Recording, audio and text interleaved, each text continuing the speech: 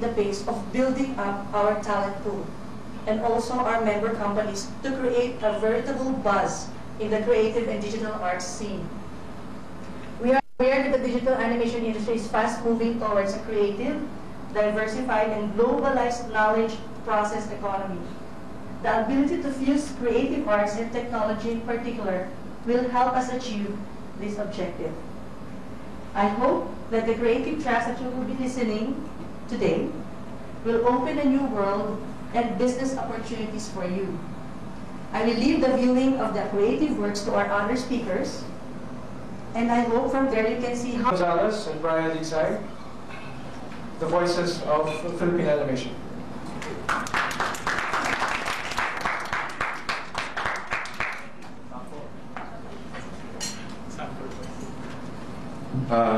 Good morning.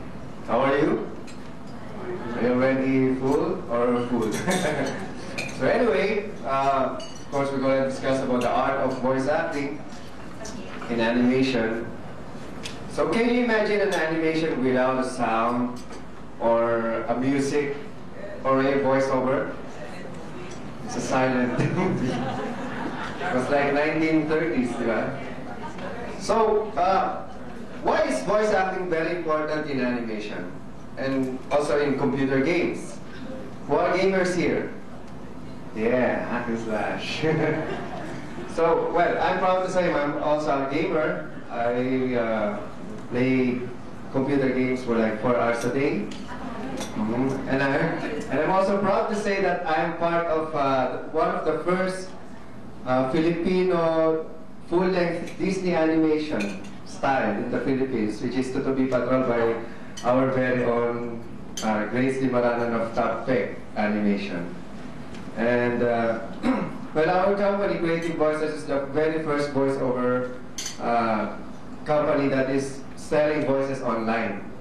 So right now we have done thousands of projects like TV and radio commercials, Japanese anime, original content animation, computer games, podcasting, etc. And right now, our company, Creative Voices Productions, is podcasting all the candidates for this election for Inquirer.net. So you can visit www.inquirer.net and you can listen to them, to their platform and other projects for the Filipino.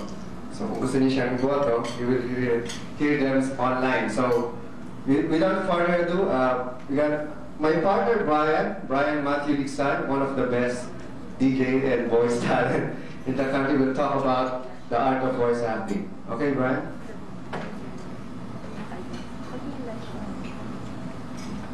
Online, the turnaround is very fast. Within 72 hours, you will have a finished product.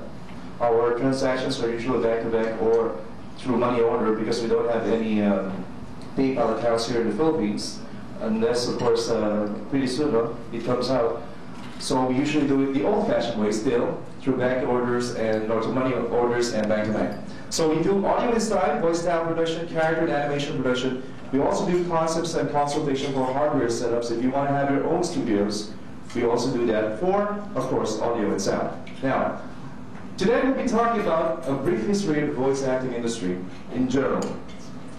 Trends and development. We got the power of the voice actor and what it can do for you, for your animation. The voiceover market share in animation. Systematic casting for animation, and of course the manic voice, the real mind, and like all of us here who are fond of cartoons, it is finding the kid in you. Alright, starting off with a brief history, or with a voiceover rather, definitely it's unseen. Alright, voiceover is a performance of one or two or more unseen voices for communicating a message.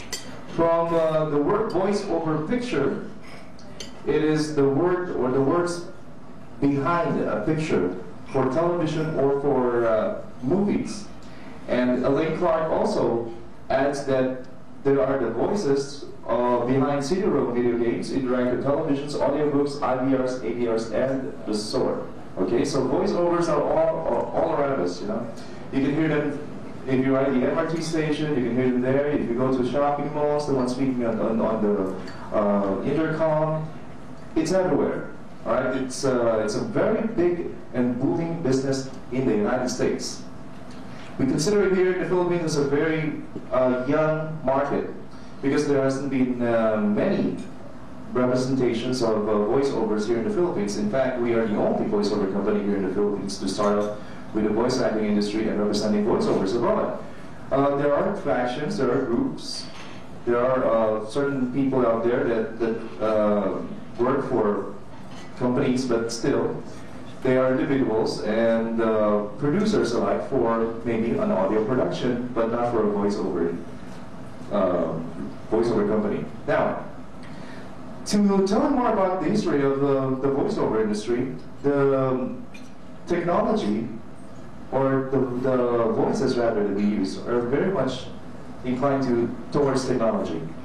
Way back in the 1930s, in the 1940s, when the first creation of the diaphragm mic was made, they can only register low-key voices.